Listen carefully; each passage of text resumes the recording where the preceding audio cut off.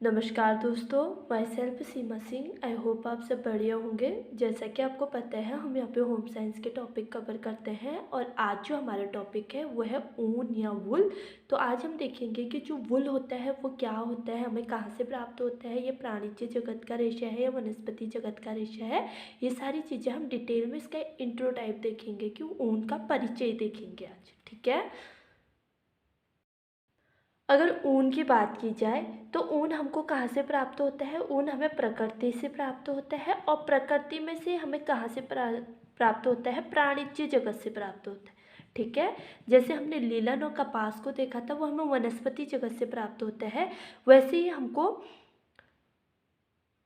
प्राणिज्य जगत से वून और सिल्क प्राप्त होता है। रेशम क्या होता है, हम ये आगे आने वाली इस वीडियोस में देखेंगे। आज हम देख रहे हैं कि जो ऊन होता है ये क्या होता है। तो ऊन हमें कहाँ से प्राप्त होता है? प्राणिज्य जगत से प्राप्त होता है। और प्राणी जगत से में भी कौन सा फाइबर है? प्रोटीन फाइबर है। ठीक है। प्रोटीन रेशा होता है और इसमें कौन सा प्रोटीन पाया जाता है? केराटिन प्रोटीन पाया जाता है। ठीक है। तो ऊन जो है ये क्या होता है? हमको प्रकृति से प्राप्त होता है। प्रकृति में भी प्राणिज्य जगत से हमें प्राप्त होता है और प्राणिज्य जगत का प्रोटीन युक्त रेशा है। और प्रोटीन कौन सी प्रोटीन होती है? इसमें कैरोटीन प्रोटीन होती है। ठीक है। इसके अतिरिक्त हमें ऊन के बारे में जानना जो जरूरी है वो है कि सबसे ज़्यादा हम ऊन को अलग अलग जानवरों के बालों से प्राप्त करते हैं, लेकिन जो सबसे ज़्यादा ऊन हमें प्राप्त होता है भेड़ के बाल से प्राप्त होता है। ठीक है। भेड़ के बाल से प्राप्त किया जाता है।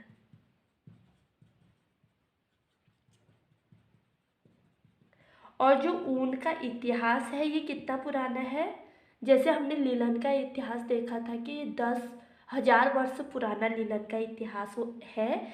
उसी तरीके से जो ऊन का इतिहास है वो कितना पुराना है? जो ऊन है ये इसको हम मेसोपोटामिया की सभ्यता से मानते हैं। ठीक है। मेसोपोटामिया की सभ्यता के समय से इसका इतिहास माना जाता है। ठीक है। और ऊन के लिए जो सबसे विख्यात देश है जहाँ पे ऊन के कपड़े बनाए जाते हैं, तो ऊनी वस्त्रों के लिए इंग्लैंड। ठीक है। इंग्लैंड विश्व विख्यात है। जैसे जो लिनन के लिए हमने देखा था कि मिस्र विश्वविख्यात था और कॉटन के लिए भारत विश्वविख्यात है। जैसे भारत में कॉटन सबसे पहले उगाया गया, वैसे ही मिस्र में लिनन सबसे पहले उगाया गया। और ऊन जो है, ऊन का जो उपयोग है सबसे पहले कहाँ पे किया गया? इंग्लैंड में किया गया। ठीक है। विश्वविख्यात है सर्वप्रथम। ठीक है। सबसे पहले ऊन के वस्त्र इंग्लैंड में ही बने। ठीक है। इंग्लैंड में ही बने। ठीक है। जो ऊन है हमको कहाँ से मिला? प्राणिज्य जगत से मिला, यानी कि किसी भी जानवर के बाल से हमें ऊन प्राप्त हो रहा है। लेकिन हम जानते हैं कि जो सबसे अधिक ऊन हमें प्राप्त होता है वो भेड़ के बालों से होता है। और हमें ये भी पता है कि ऊन का जो इतिहास है वो क्या? मेसोपोटामिया की सभ्यता से इसका इतिहास माना जाता है। और इंग्लैंड में सबसे अधिक ऊन का उत्पादन किया जाता है और सर्वप्रथम ऊन का उत्पादन भी इंग्लैंड में ही किया गया। तो ऊन के बारे में हमने इतनी बातें जान ली। जो ऊन या वूल है ये प्राकृतिक रेशा है। प्रकृति में ये हमें प्राणिज्य जगत से मिलता है, यानी कि किसी जानवर के बाल से मिलता है। और ये प्रोटीन रेशा है। ठीक है। प्रोटीन युक्त रेशा है। हमें पता है कि बालों में प्रोटीन पाया जाता है और प्रोटीन भी कौन सा प्रोटीन पाया जाता है? कैरोटीन प्रोटीन पाया जाता है। हमने ये भी देख लिया कि सबसे ज़्यादा ऊन जो हमें प्राप्त होता है भेड़ के बालों से होता है। और ऊन का इतिहास जो है मेसोपोटामिया की सभ्यता से माना जाता है। ऊनी वस्त्रों के लिए इंग्लैंड विश्वविख्यात है और सर्वप्रथम ऊनी वस्त्र जो बनाए गए वो इंग्लैंड में ही बनाए गए। अब हम पढ़ते हैं कि ऊन की विशेषताएं क्या है। जो ऊन है इसके कैरेक्टरिस्टिक्स क्या है। ठीक है। अगर ऊन के हम विशेषताओं की बात करें तो ऊन की जो विशेषता है ये दो प्रकार से होते हैं। जैसे हम सभी फाइबर्स की विशेषताएं पढ़े वैसे हम ऊन की भी विशेषताएं पढ़े। ऊन की जो पहली विशेषता है इनको हम बोलते हैं भौतिक विशेषताएं। ठीक है। Physical properties, characteristics. और जो सेकंड है वह है रासायनिक कैरेक्टरिस्टिक्स। रासायनिक विशेषताएं, केमिकल कैरेक्टरिस्टिक्स। ठीक है, पहले हम बात करेंगे कि ऊन के जो प्रोटीन रेशा है और जो भौतिक विशेषता है वो क्या है, इसको हम देखेंगे। ऊन के अगर भौतिक विशेषता की बात करें तो हमें पता है कि जो ऊन क्या है, ऊन का रेशा प्रोटीन प्रधान होता है। ठीक है, प्रोटीन प्रधान होता है। हमें पता है इसमें कौन सा प्रोटीन होता है, कैरोटीन प्रोटीन होता है। और ऊन में क्या क्या पाया जाता है, ऊन में कार्बन पाया जाता है, हाइड्रोजन पाया जाता है, हाइड्रोजन, ऑक्सीजन, ऑक्सीजन, नाइट्रोजन और सल्फर पाया जाता है। ठीक है, ऊन में क्या क्या पाया जाएगा, ऊन में कार्बन पाया जाता है, हाइड्रोजन पाया जाता है, ऑक्सीजन पाया जाता है, नाइट्रोजन पाया जाता है और सल्फर पाया जाता है। और जो इनकी मात्रा है, कार्बन की कितनी मात्रा पाई जाती है, 49% पाई जाती है। और ऑक्सीजन की, हाइड्रोजन 7% पाया जाता है। फिर इसके बाद ऑक्सीजन है, ऑक्सीजन 24% पाया जाता है उनमें। और नाइट्रोजन 16% पाया जाता है उनमें। और सल्फर कितना पाया जाता है, सल्फर 4% पाया जाता है। ठीक है, तो इनकी मात्रा की अगर बात करें, हमें पता है ऊन में क्या पाया जाता है, कार्बन, हाइड्रोजन, ऑक्सीजन और नाइट्रोजन और सल्फर पाया जाता है। कार्बन 49% पाया जाता है, हाइड्रोजन 7% पाया जाता है, ऑक्सीजन 24% पाया जाता है, नाइट्रोजन 16% पाया जाता है और सल्फर 7% पाया जाता है।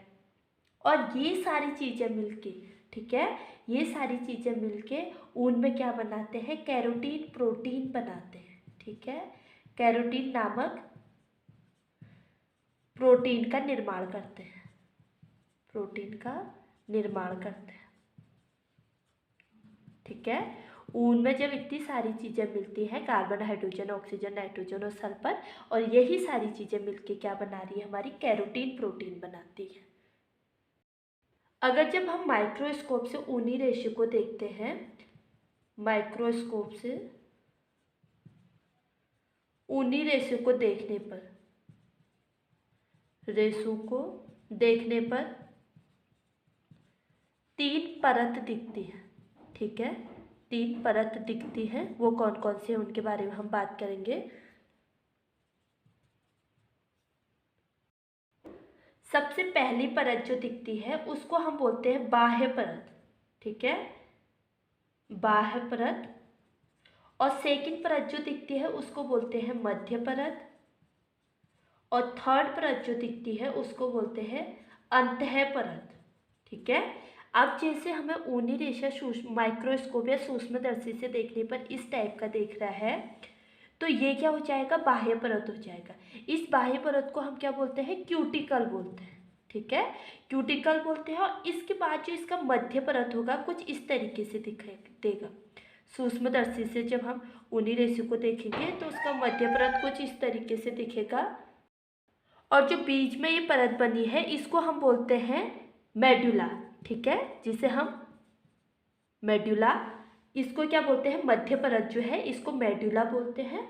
और इसमें एक केंद्रक पाया जाता है, जो ऊन होता है इसमें एक केंद्रक पाया जाता है। और इसको क्या बोलते हैं, हम इसको बोलते हैं, सॉरी, मध्य परत को मेडुला नहीं बोलेंगे, कॉर्टेक्स बोलेंगे। ठीक है, कॉर्टेक्स बोलेंगे मध्य परत को। और जो थर्ड परत जो बीच में केंद्रक होगा इसको हम मेडुला बोलेंगे। मेडुला क्या होता है, जितना सर्वश्रेष्ठ गुण का ऊन होगा, जितना अच्छे किस्म का ऊन होगा उसमें मेडुला उतना छोटा पाया जाएगा। और जितना रफ और ऐसा ऊन होगा जो खराब होगा उसमें जो मेडुला होगा वो बड़ा पाया जाएगा। तो ठीक है, ऊन के हमने 3 परतें पढ़ी। जब हम माइक्रोस्कोप से ऊन के रेशे को देखते हैं, किसी भी जानवर के बाल देखते हैं, उसमें हमको 3 परतें दिखाई देती है। पहला है जो उसे बोलते हैं बाह्य परत, सेकेंड है मध्य परत और थर्ड है अंतः परत। जो बाह्य परत है इसको हम क्या बोलते हैं, क्यूटिकल्स बोलते हैं। और जो मध्य परत है इसको बोलते हैं कॉर्टेक्स। और जो बीच का है इसको अंतः परत को बोलते हैं मेडुला। ठीक है,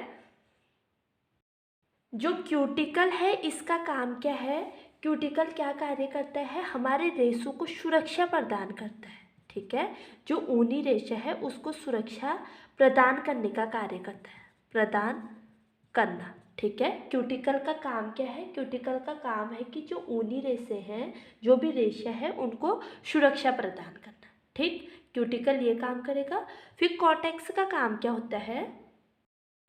जो मध्य परत है, इसमें क्या पाया जाता है? रंग वर्णक या मेलानिन पाया जाता है। ठीक है, मेलानिन पाया जाता है मध्य परत में, मेलानिन पाया जाता है। ठीक है, ये ऊन के रंग वर्णक या मेलानिन के लिए जिम्मेदार होता है, यानी कि जो ऊन है उसके कलर के लिए जिम्मेदार होता है। इसमें रेशों का जो रंग है वो प्रभावित होता है सेकेंड कॉर्टेक्स में।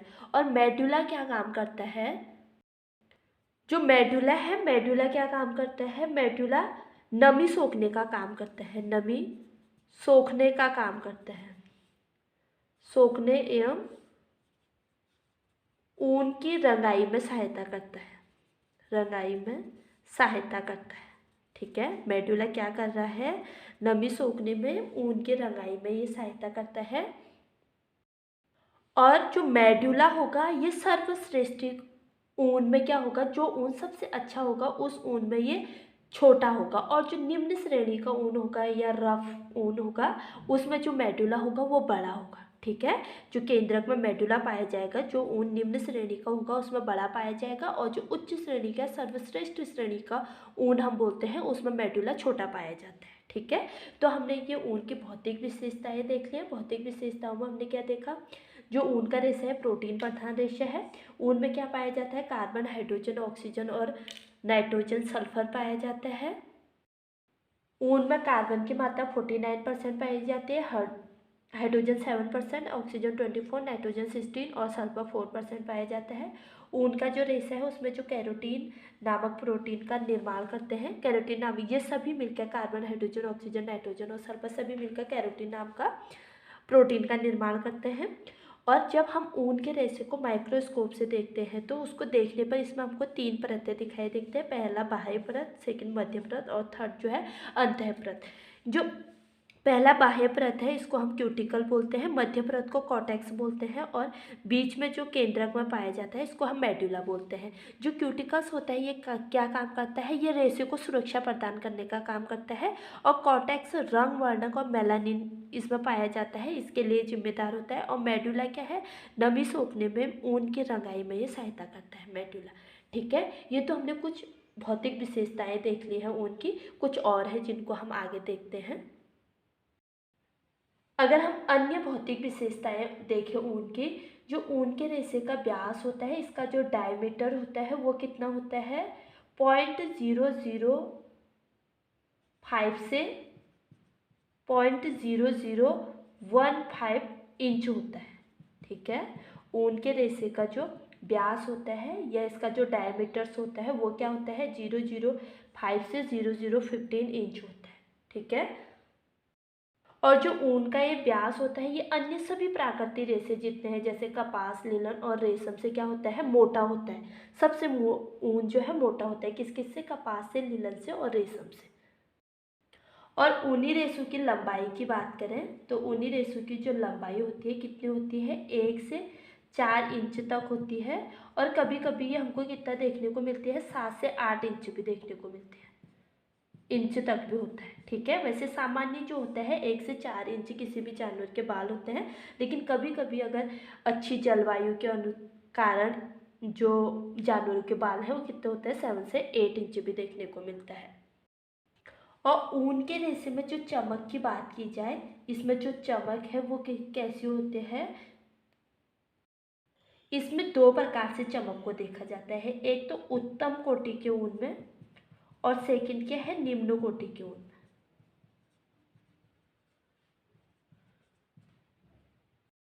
जो उत्तम कोटि का ऊन होता है इसमें चमक कम होती है पर अनोखी चमक होती है, देखने में आंखों को ये क्या करती है? अच्छा महसूस कराती है। ठीक है, कम होती है पर अनोखी होती है।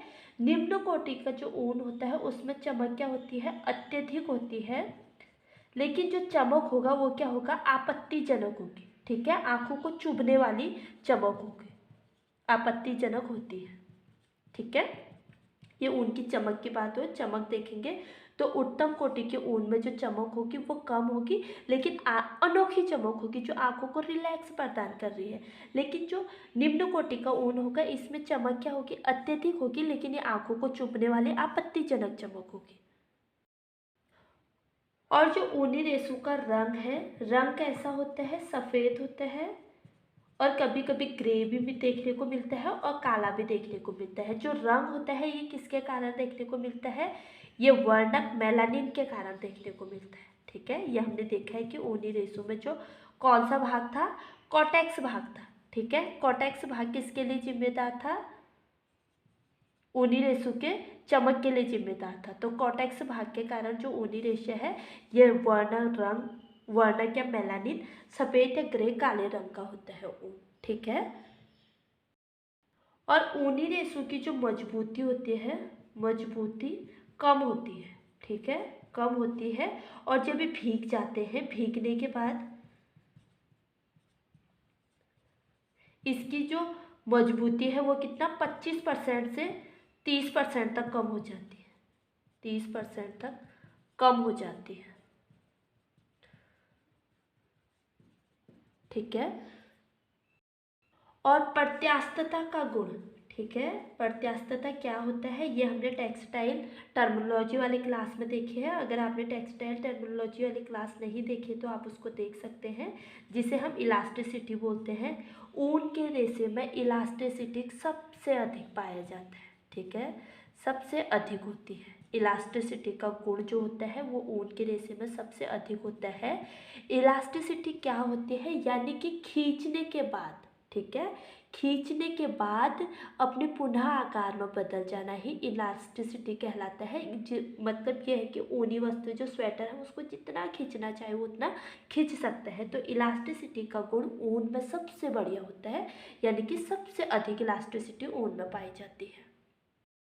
हम जिस भी आकार में ऊनी रेशे को ढालना चाहे, जैसे भी आकार में उसको ढालना चाहे, ऊनी रेशा उस तरीके से खींच के उस आकार में वो चला जाएगा। और ऊनी रेशों में जो आर्द्रता प्रतिधारण क्षमता होती है, यानी कि ये जो नमी को अपने में कितना धारण करता है, ठीक है, जो पानी है उसको अपने में कितना धारण कर पाता है, आर्द्रता प्रतिधारण क्षमता ऊनी रेशों में कितनी होती है, 30% तक होती है। ठीक है, 30% तो ऊनी रेशों में आर्द्रता प्रतिधारण क्षमता होती है। और ऊनी रेशों की जो धुलाई होती है वो क्या होती है, कठिन होती है। ठीक है, धुलाई कठिन होती है। इनको धोने के टाइम हमें बहुत सारे चीज़ों का ध्यान रखना होता है। जैसे हम इसमें ब्रश का उपयोग नहीं करते हैं। धोने के बाद इनको सीधे लटकाना नहीं चाहिए, इनको समतल उसमें फैलाना चाहिए। जो हमारी स्वेटर्स होती है उनको हम टांगते हैं तो उनका जो शेप होता है वो क्या होता है, क्योंकि इसमें प्रतिधारण क्षमता तो अच्छी है तो इसमें जो शेप होता है वो ऊनी रेशों का क्या होता है, बिगड़ जाता है। तो इलास्टिसिटी का जो इसमें प्रभाव है, इसके कारण जो ऊनी रेशे हैं लटकाने पर उसका जो आकार है वो क्या होता है, बदल जाता है। इसीलिए जो ऊनी रेशे हैं इनकी धुलाई कठिन होते हैं, इनमें हम ब्रश का उपयोग भी नहीं कर सकते हैं। और ऊपर से इनको धोने के बाद इनको समतल उसमें फैलाना चाहिए। ठीक है, और ऊनी जो रेशे हैं, ऊनी रेशों में क्या है, इसमें धूप का प्रभाव हानिकारक पड़ता है। ठीक है, अगर हम ऊनी रेशों को ज़्यादा देर तक धूप में छोड़ देंगे तो वो क्या हो जाएंगे, पीले पड़ जाएंगे। हानिकारक प्रभाव पड़ता है धूप का। और इसके अति रगड़ का प्रभाव भी इस पर हानिकारक पड़ता है। हम इसको रगड़ रगड़ के, जैसे हम कॉटन के रेशों को पीट पीट के रगड़ रगड़ के धो लेते हैं, ऐसे हम ऊनी रेशों को नहीं धो सकते। इससे भी इनमें हानिकारक प्रभाव पड़ता है। और इसके अतिरिक्त किस चीज़ का इस पर प्रभाव पड़ता है, फफूंदी भी इस पर लगती है। फफूंदी लग सकती है लेकिन वो उस पर मॉइस्चर पे डिपेंड करता है कि जो हमारा कपड़ा है वो कैसे स्थान पर है। ठीक है, फफूंदी अगर हम सही से रखें कपड़े को तो नहीं लगेगा, लेकिन इसको अगर सही से नहीं रखा जाएगा तो इसमें फफूंदी लगेगी। लटकनशीलता यानी कि अगर ये जब हम इसको टांग देंगे तो इसमें लटकनशीलता का जो गुण होता है वो उत्तम होता है। ठीक है, जिस आकार में हम इसको ढालेंगे उसमें ये ढल जाएगा। और ऊष्मा का ये कुचालक होता है, ऊष्मा का चालक होता है, सॉरी, ऊष्मा चालकता होती है इसमें, कुचालक होता है। ठीक है, ऊष्मा चालकता का जो ऊन होता है वो कुचालक होता है। ठीक, तो ये देख लिया हमने ऊनी रेशो की भौतिक विशेषताएं। कुछ अन्य विशेषताएं जो थी, व्यास इसका 0.05 से 0.015 इंच होता है, लंबाई 1 से 4 इंच होती है, लेकिन कभी कभी 7 से 8 इंच भी देखने को मिलती है। इसकी चमक जो होती है उत्तम कोटि के ऊन में और निम्न कोटि के ऊन, उत्तम कोटि के ऊन में जो चमक होगी वो कम होगी पर अनोखी चमक होगी जो आँखों को रिलैक्स करेगी। जो निम्न कोटि का ऊन होता है इसमें चमक अत्यधिक होती है लेकिन आपत्तिजनक चमक होती है जो आँखों को चुभती है। रंग इसका सफ़ेद होता है, कभी ग्रे और काला भी देखने को मिलता है। और जो रंग होता है वो किसके कारण होता है, कॉर्टेक्स के कारण होता है। और कॉर्टेक्स क्या है, रंग वर्णक मेलानिन के लिए जिम्मेदार होता है। ऊन के रेशे की जो मजबूती होती है कम होती है, लेकिन भीगने के बाद ये 25% से 30% तक कमज़ोर हो जाता है। ठीक है, इसकी जो मजबूती है वो कम हो जाती है। और प्रत्यास्थता इलास्टिसिटी इसमें सबसे अधिक होती है, यानी कि जो ऊनी रेशा उसमें खींचने की क्षमता काफ़ी अधिक होती है। जो ऊनी स्वेटर्स होते हैं उनको हम अगर किसी भी आकार में ढालने की कोशिश करें तो उसमें वो ढल जाएगा, क्योंकि इसमें जो इलास्टिसिटी का गुण होता है वो काफ़ी अच्छा होता है। आर्द्रता प्रतिधारण क्षमता ऊन की 30% होती है, यानी कि ये नमी को पानी में अपने में कितना सोख सकता है, 30% से सोख सकता है। इसकी धुलाई जो होती है कठिन होती है, इसमें ब्रश का उपयोग नहीं कर सकते, हम रगड़ रगड़ के इसको नहीं धो सकते हैं।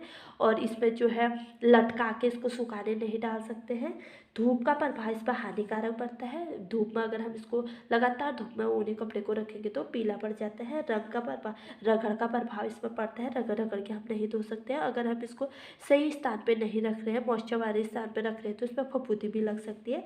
लटकनशीलता का गुण इसमें उत्तम होता है और उस पर चालकता का ये कुचालक होता है। ठीक है, ये तो हमने ऊन की देख ली कि भौतिक विशेषताएं क्या होती हैं। अब हम आगे जो आने वाली वीडियो होंगी उसमें हम देखेंगे कि ऊन की रासायनिक विशेषताएं क्या है। ठीक है, आज हमने देखी ऊन की भौतिक विशेषताएं क्या है। आगे आने वाली वीडियोस में हम देखेंगे कि ऊन की रासायनिक विशेषताएं क्या है। अगर आपको मेरी वीडियो पसंद आए तो प्लीज़ लाइक शेयर कमेंट और सब्सक्राइब करना ना भूलें। मिलते हैं अपने अगले वीडियो में, तब तक के लिए बाय।